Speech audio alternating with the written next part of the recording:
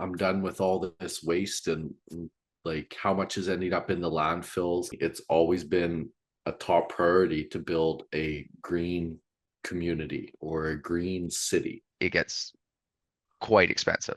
For 2050 is all homes across the world are to be new homes are to be built to a passive house standard. That's pretty high carbon content. I'm like, you're right, it is. However, They couldn't build their way out of a but there's shoebox, but more of them than there are of you and I. there's a lot to this. There's Yeah, a reason why it's a full-time job. exactly. Yeah. Hey everybody, this is Better Building Buck, episode 14.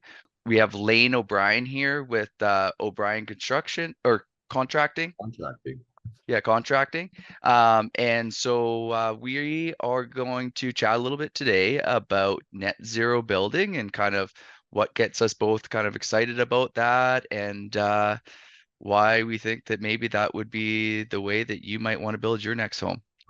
So, Lane, do you want to tell us a little bit about you and how you got into construction and what got you excited about getting to where you are now? Well, a little bit about me is I'm originally from Saskatchewan. I did my carpentry trade in Alberta and moved out here. I think we're going on 13 years ago in October. Oh, And nice.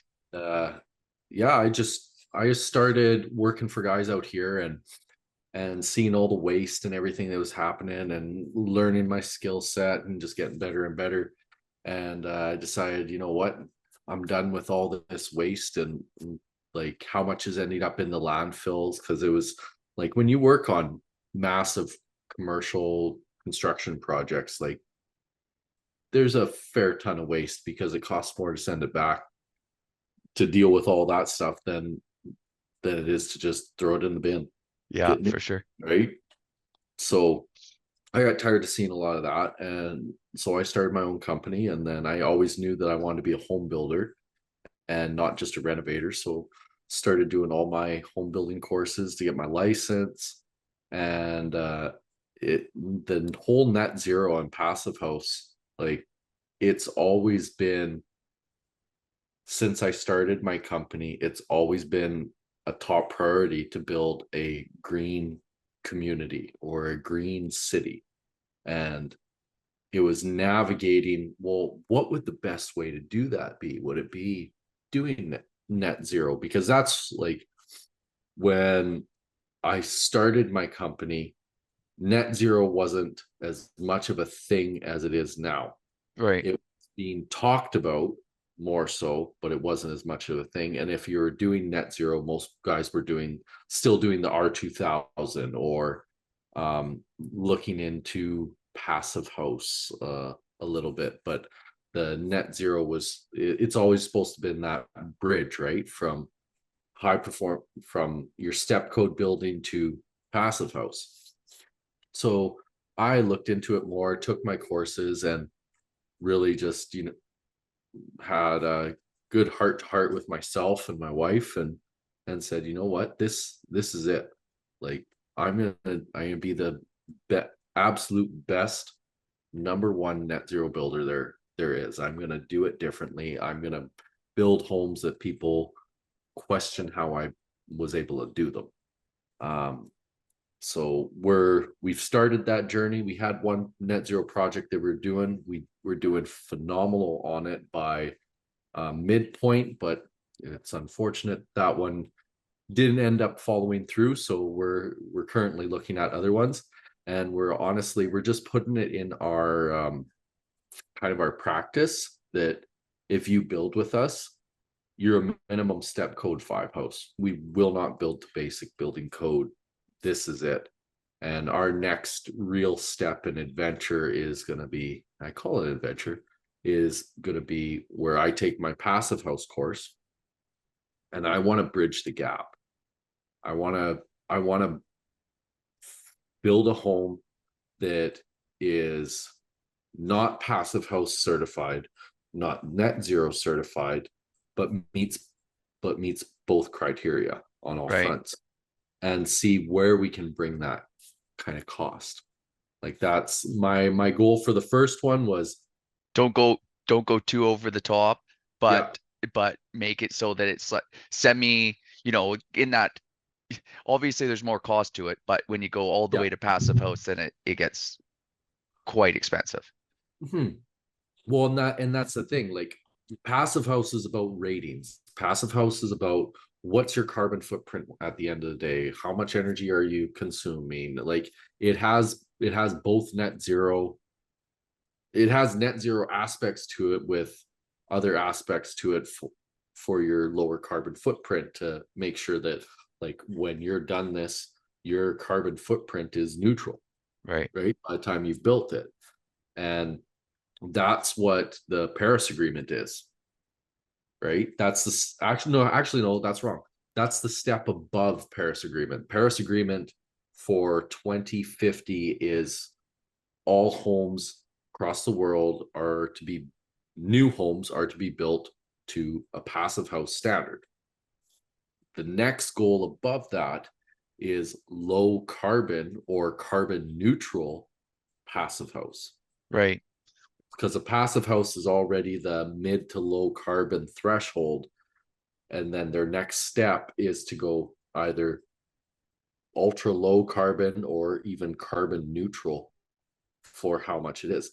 Now, one of the questions I was talking with one of my colleagues in the industry, and you probably know him, his name's Sean St. Amour, and he's a huge passive house consultant. He does the 5-day forecast and all Okay. that fun for Yeah, no, I passive haven't heard of house. him. I'll have to look him up. Yeah, he's really good. And I was talking with him one day, and he's like, "Well, yeah, it's really good. Like anybody who's doing a prefab wall system, he's Mm, like, you're on the right track in my books, right. right?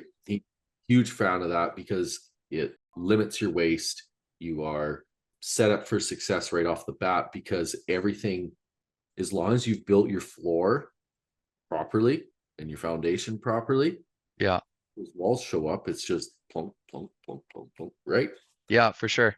His comment to me was because we use a different type of wall system, a steel stud and EPS, right? Okay. So he's like, that's pretty high carbon content. And I'm like, you're right, it is. However, my walls will never rot. My walls will never deteriorate.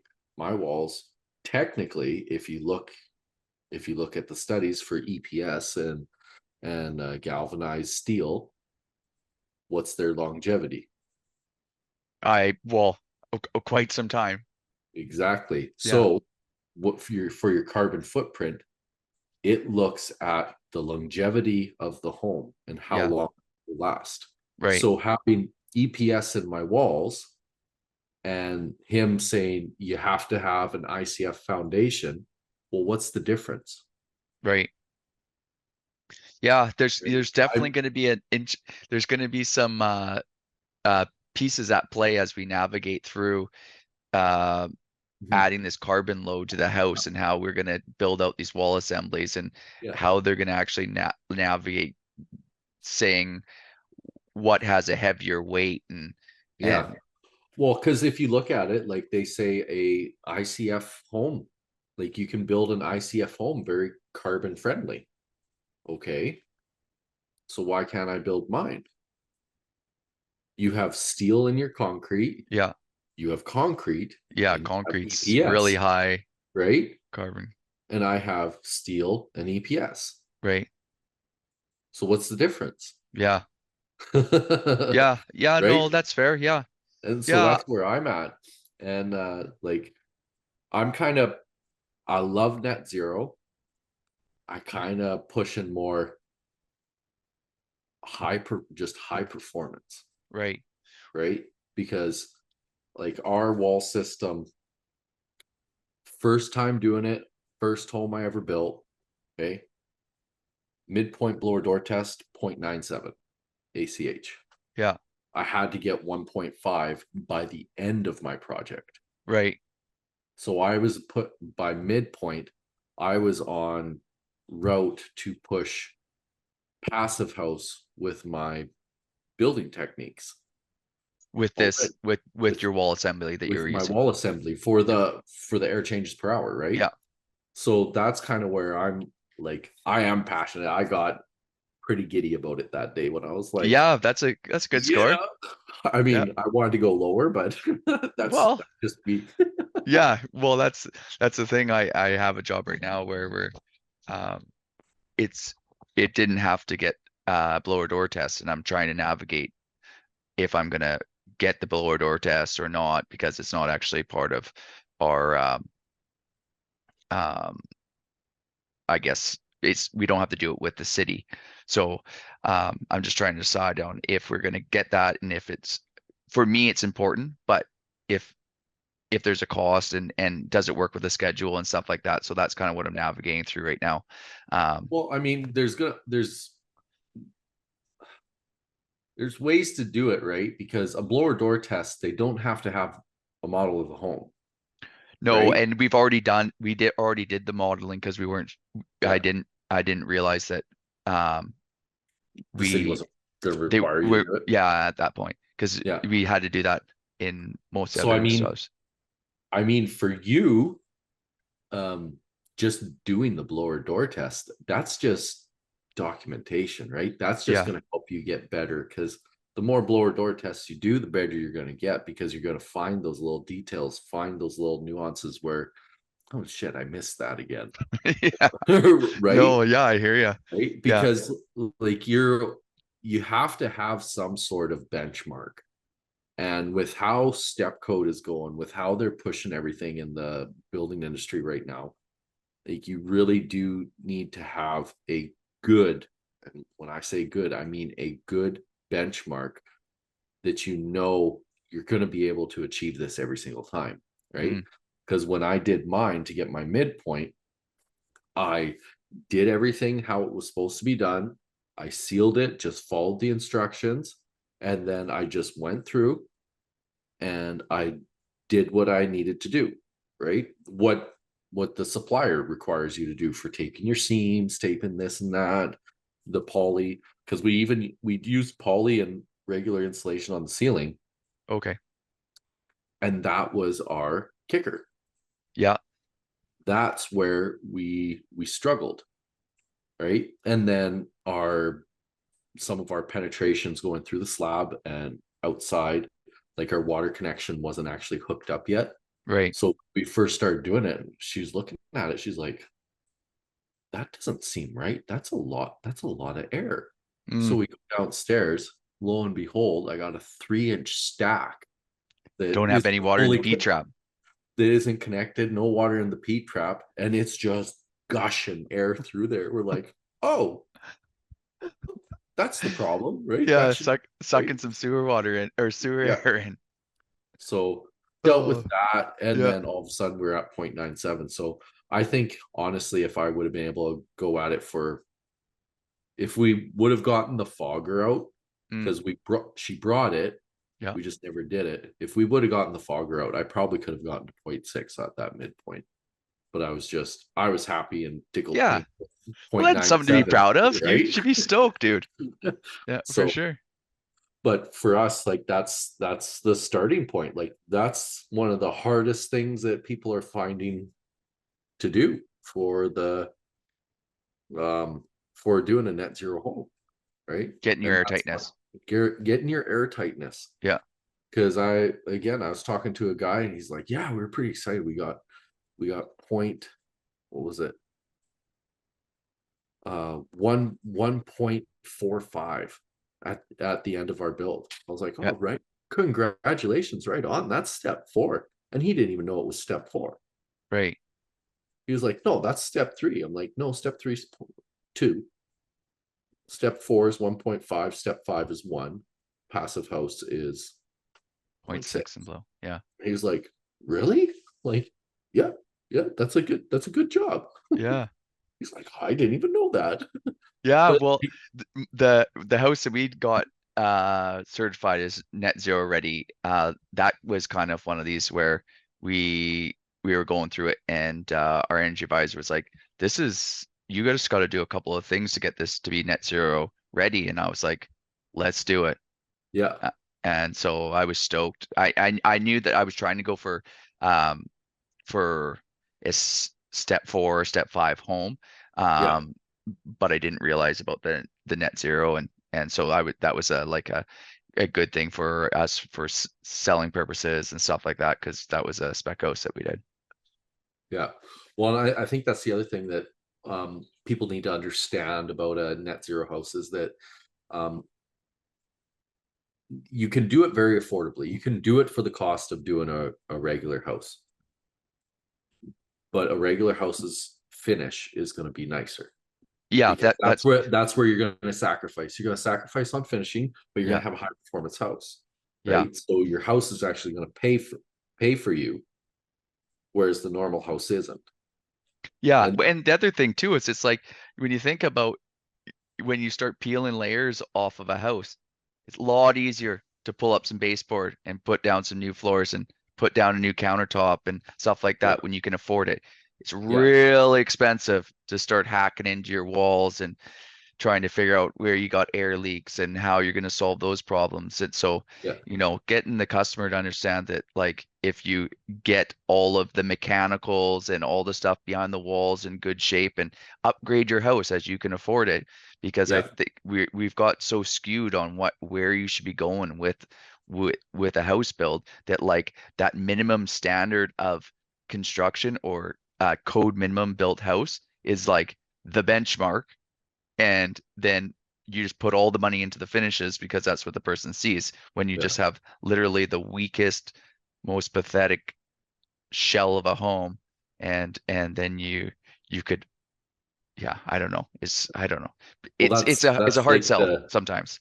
that's like what I said on the my APB podcast that I did, right? Yeah, Is that when you're talking to someone and um they're looking for basic building code, well, basic building code, that's exactly it. It's the bare minimum, yeah, right? And the nothing else in life do you want the bare minimum, yeah, right? You buy a car, you don't want the bare minimum car. Oh yeah, just pass the safety rating, you're good. yeah, That's basic building code. yeah, You just pass those safety thresholds, right? You just pass those energy thresholds to try and combat things. I mean, there are certain things in the building code that are coming out that are making it so that your basic building code actually isn't basic building code anymore. It's actually leaning more towards high performance building. Um, but they're also trying to. Have you heard of any of the code changes? some of them, the things that I heard mostly about was like, on our next rendition, is all the seismic stuff that's going to Mhm. get a little out of control. But So what they're doing is they've taken actual engineer specs for shear walls, put it in the building code. So Joe Blow down the street who wants to be an owner builder, which by the way, they're trying to get rid of, no more owner builder, just professionals doing it. Um, but he can go build his house, look at the schedule, and it will tell him what he needs to do for his shear wall, right, for a basic shear wall, right? So he doesn't need an engineer. He doesn't need, like, that's how they're trying to make part 9. They're trying to simplify part 9 to make it so a dummy can build a house. Well, in doing that, I've had a few conversations with people about it, is that in doing that, you're actually complicating an issue because you're asking someone who doesn't actually understand building codes to understand building yeah, it's a yeah, code. like, if you think about us, like, we do this every day, day in and Yeah, day out, and we're journeymen, and it's like we've spent a lot of hours trying to navigate through and understand all this stuff, and like some of it is, it's still very complicated to try and understand how you're going to get from point A to point B, and how yeah, these things, and even just like, working with the municipalities on what they're expecting at that given time. And Yeah. so it's yeah, to think about an owner builder, it's quite um it should be more intimidating for them. And I think that to think that it's an easy process, or maybe they don't think that it's easy, but Yeah. it's there's a lot to this. There's Yeah. a reason why it's a full-time job. Exactly. Yeah. But But yeah, on the other side too, you can't blame somebody for wanting to be able to give themselves shelter. yeah. Well, So and cut costs because like you and I aren't cheap either, yeah, yeah, right? yeah, for And sure. that's a big part of their bill. And I think the owner builder is good.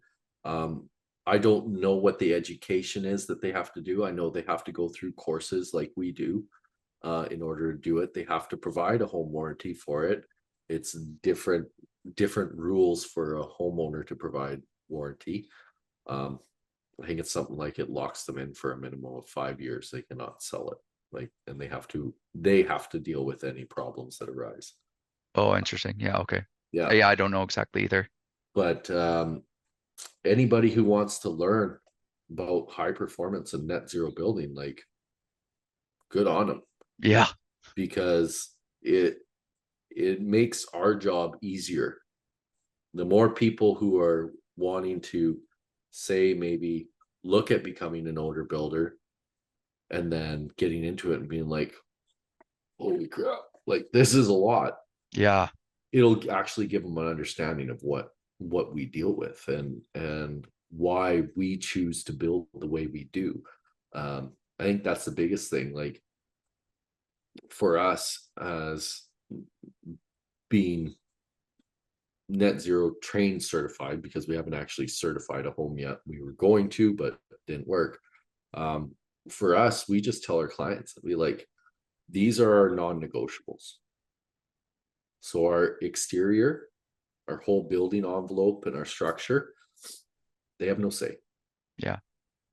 And I had one person say, well, that's stupid. Like, I should have a say in this. I'm like, no.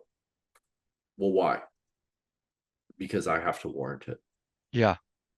And then it was like a light clicked, and he was like, oh, okay. That actually makes sense. I'm like, I'm gonna warrant something that I know I'm not gonna have to come back to deal with. Yeah. That's what I'm gonna warrant. If you want me to do this other thing, it's gonna cost you more. Oh, well, it should cost less. Nope. It's gonna cost you more. Yeah. Well, and then you've got to learn this new system too, right? Yeah, And yeah, so it's not like we're not trying, it's not like we don't spend almost every minute of the day trying to figure out how we're going to do this better, cheaper, faster. Like yeah. that's just how a contractor works. He's trying to figure out how he's going to make the best product the fastest way for the most affordable Yeah. price that he can, so that everybody's getting the best Well, deal and out of it. honestly, that's what I loved about this Shoffice build that I did was because yes, it was a little 10 by 10 shed.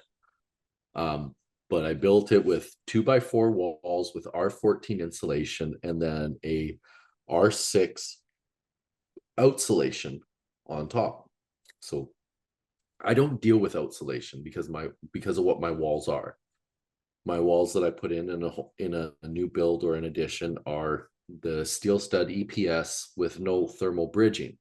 Okay, so figuring it out how to do your basic wall system and then strap it with this, and then how you're going to do your finishing detail on your windows. Yeah.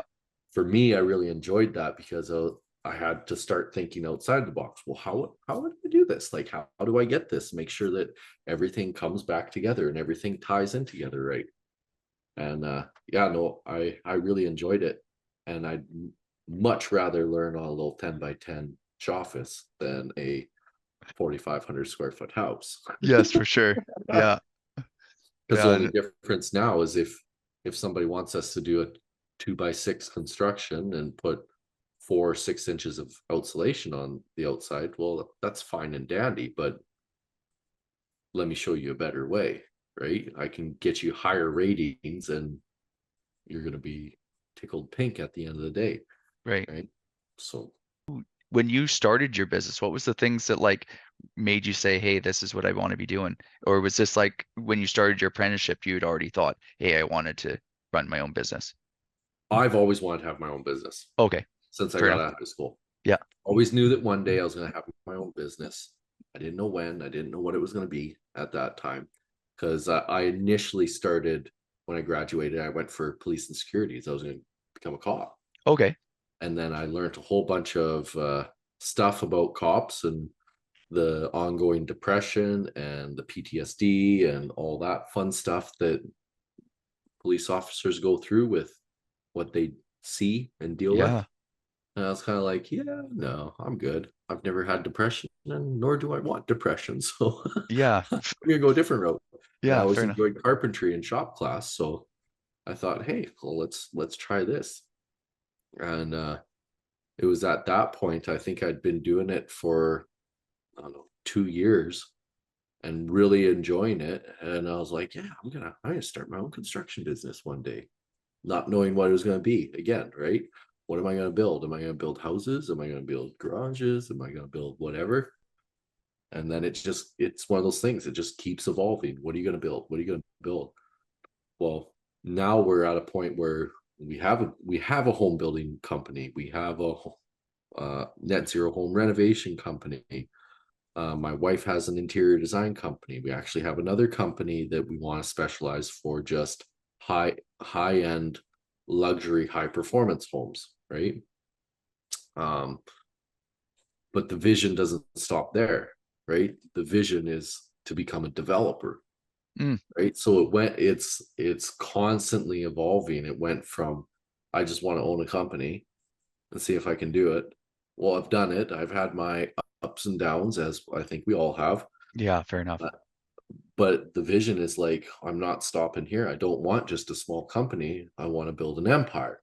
Mm, So I want to be a developer. I want to do like a completely sustainable 100-story building. Like I think that'd be pretty cool because yeah. there's new solar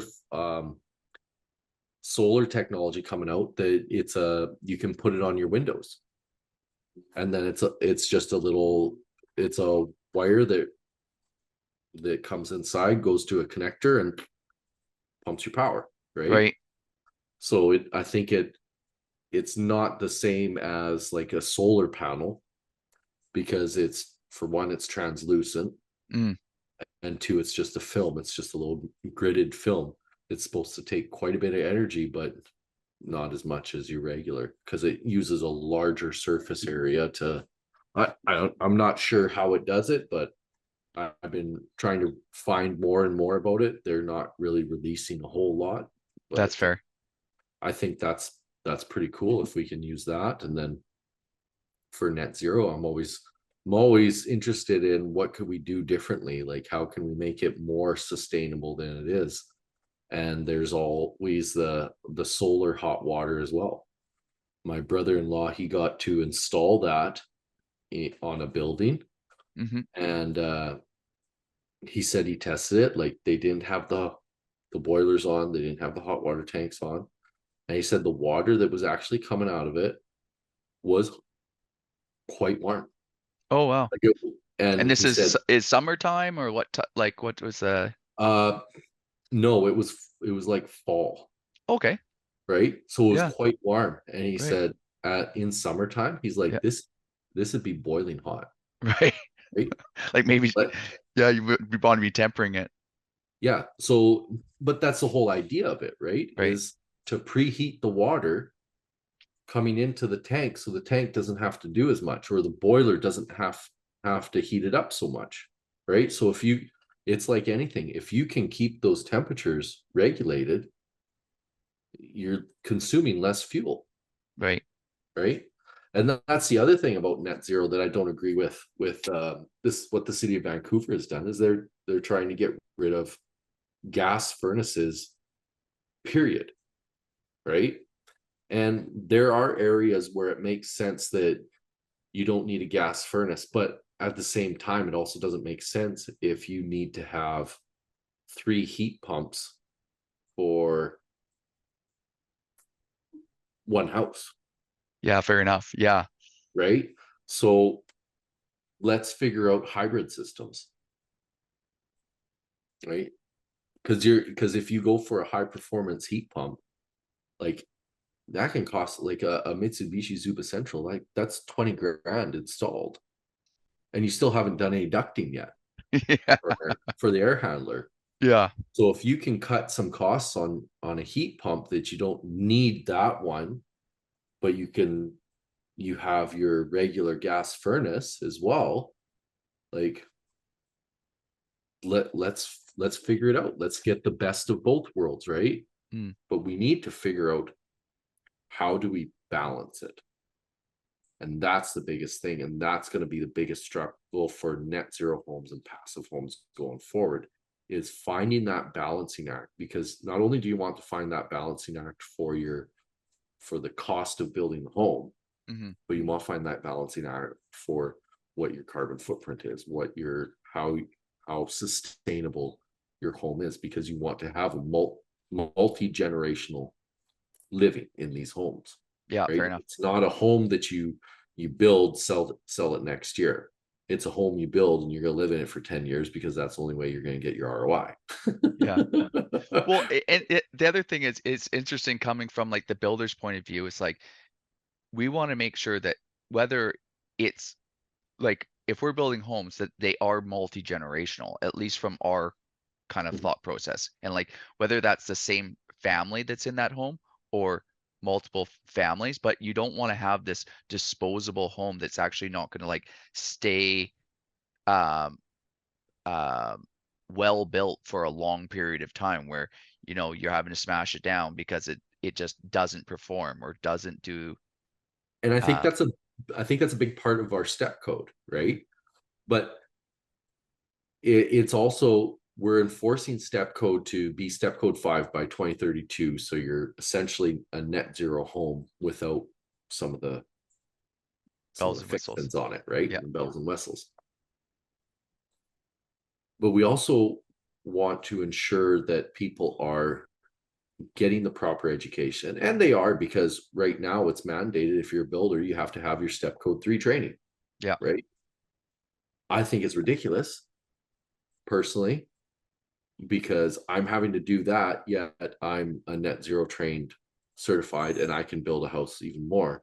But none of those courses meet the criteria, so I have to go and take more courses. Yeah. um, Th- but again, I get it. But there's a lot of people who I talk to who have taken those courses and they still have no idea what they're doing. Right. So I are they just are they honest, are they what are they builders or are they paper contractors? they're they're builders. Okay. Do you know what I They're mean when I say builders. paper contractor? Yeah. Oh yeah. Yeah. Yeah. Yeah. Like there's lots of guys out there that, they're building houses with money, and they couldn't build their way out of a But shoebox, there's but more of them than there are of you and I. there that's fair. Okay. That's the issue. That's the biggest issue that we deal with. So when people come to us and say, why is your cost so high? It's like, well, why don't we compare it apples to apples? Why don't I get you in touch with Buck, and he'll do you a quote on a net zero house, and I'll do a quote on the net zero house, and we'll see which one of us wants to take it. Yeah. Because I Very similar guarantee you we're numbers. going to be very close in margins, Yeah. right?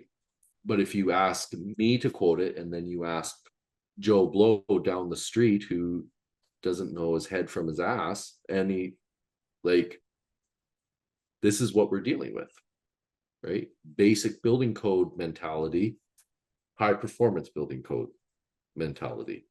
It's not one and the same. You're driving Kia. uh, a Chevy Cruze, or you're driving a Ferrari, Yeah. right? That's the difference, and that's the best analogy that I can ever give people. Is like, what do you, like? I had one client. Um, he decided what he wanted to do was going to cost him too much, so he put it on hold. But I asked him, I'm like, well, what do you want? Well, what do you mean? I want a house. Okay, well, but what's your luxury? Like, what do you want? Well, just your basic, like nice finishes inside. I said, okay, what kind of truck do you drive? And he's like, well, I drive a Ram Laramie. I'm like, my kind of guy. Like, would you accept the SLT? Absolutely not. Okay. What would you like? Laramie, Longhorn, or Limited? He's like, I'd like the Limited, but I can get away with a Laramie. No lower. Okay. Well, your price per square foot is going to be about 550. Right. Whoa, everybody's telling me to. I said, you don't want the SLT, Yeah, fair enough. right? Yeah, You can get it, you can get into a one ton for $62,000. right. The Laramie's 100. And And then the once same car or same truck. it's the same vehicle. Yeah.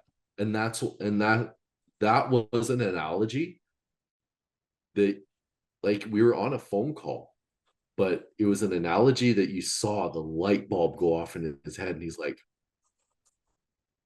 oh. I'm like, you get air ride, you get the 12-inch screen, you get the heated and cooled seats, you get the 360 camera, SLT, you got the hardest suspension you could ever find, you only got the 6.4 liter in it, you don't have backup camera, you don't like. Yeah. And that was a turning point for him. That was an understanding, being like, okay, so this is how homes work. It isn't just him trying to overprice me. You pay for quality, Right. right? You pay for luxury. And people don't understand that. People don't, they want a champagne taste on a TNT budget, right? And it just doesn't happen. Or if it does happen, now you got to start questioning, right? Yeah, fair enough. So that's our challenge with net zero right now is Getting the word out about get what that actually the value holds to the what person, because it's not the same as when you do this analogy and you talk about the car and these parts, and because they have, you've got, yes, the construction industry is a huge industry, but because we're siloed out into these tiny little, not tiny little, but like smaller companies. We're not yeah, a Ford or a Ram or like a Chevy yeah, or whatever. So you don't have that same um, ability to advertise this value that you're getting from doing this net zero home compared to a code build yeah, home. So now we're out here yeah, trying because to at make the content and share yeah, that so that yeah, people understand because where we're at trying the to end of go. the day, when you take a look at the home, my home and another guy's home, if From it's the finished the same way, can look identical. Yeah, from the road, they look the From same. it looks exactly the same. You walk inside, oh, it's got the same appliances, it's got this and that. Well, his wall's a little thicker. The equipment in it is definitely different. Oh, those are some nicer appliances and things like that. But it's like, when you look at it from afar, the house looks the same. It doesn't make sense that this one is $550 per square foot and this one's 350, Right. right? It just doesn't. So when people get the advantage of going to even a high performance home, let's use that as an example, and Yeah, you get to walk it and you understand how quiet it is, and it's like and comfortable. and comfortable, and the degree of temperature changes by what you've set your thermostat at compared to what the elements are doing to push in on your home. You're not feeling cold by the Yeah. windows. Your feet feel warm. um Mhm. you're not having, when it's hot in the summer, you're not feeling like, you're in a sweat lodge. Yeah. It's yeah, Well, it's and that's the difference. And it's design, right? You design the home properly, and then all of a sudden your home doesn't have to work nearly as hard either, hmm right? Because if you have these big windows, but you have this beautiful, like, if you look at some of our renderings, where there's large amounts of glass, Mhm. there's always some sort of overhang. Yeah. There's always some sort of shadow that's going to be cast, right? And that's strategic because you want to let in all the natural light, but you don't want to be trying to let in all that heat and all that solar gain, because you get very little, but you still do get solar gain from triple pane, low E argon gas, right? It's a radiant heat. It happens. It will travel through, not as much as a dual pane, but it will. Um, but it's those things that people don't look at. And that's the other thing, is windows. And I was actually talking with the guys at Centra, because Mm. Centra, like my guy that I got my windows for this office, they're from Centra because I could get a quick turnaround and they were inexpensive for this because I didn't want to completely blow a budget on a office. And the the guy was talking about, he's like, well, what do you want to see? I said, well, I'd like to see some more competition for high performance windows. He's like, just had a meeting about it yesterday. Oh, good. They're trying to push it, and the boss right now is trying to look at whether or not it is a smart move, a good move to be doing anything like this. I said I think it's the best move that you guys can make. Right. And he's like, well, why do you think that? I said, because it's the way the industry's going. For one, be a trailblazer, don't be a follower. Mm. Right? If you have a window company like Centra, where if you talk about windows, everybody in the area knows Centra. It's not a small company, No. right? But people associate inexpensive windows with Centra. So if you can figure out a model that you can produce high performance windows at a fraction cost, then you're laughing. Yeah. Now you're in with every one of those big developments because your windows kick everyone else's butt that's even in the running to be Yeah. able to produce that amount of windows, Yeah. right? Looks nice and performs well. Yeah. Yeah. And that's everything that they're trying to do right now. They're trying to up their game, they're trying to make it different, and it's great. But that is one thing that people don't associate with building net zero or building, period. Right? You can spend $20,000 on a window package, or you can spend $200,000 on a window package. It's the same amount of windows. Yeah. No, fair enough. So it's just getting that real education out there to everybody, and like, this is what it is and this is the reality of it. And if you do it this way, I guarantee you'll be happy. Right? You will be in the most comfortable home you've ever been in. You'll be in one of the quietest homes you've ever been in, because like our net zero that we're building, we got it to lock up and blower door test. Hmm. So wasn't finished by any means. I was heating that entire house and a 5 foot crawl space with one 220 heater in the crawl space. And its footprint was 2,300 square feet. So I was heating a total of 4,600 square feet with one 220 heater. Yeah. And it wasn't running all the time. Yeah. No, no, So fair enough. it just goes to show how good these homes perform. Yeah. And it just, people just need to really recognize that and ask the question, right? Because we're not afraid to give the answer, we're not afraid to educate people on why we think it's better, right? Because you can't tell someone that it's better, you can tell them why you think it's better, and they have to come to that conclusion themselves. But it's unfortunate that a lot of the high end luxury, they they just want the luxuries, they don't want the rest of it.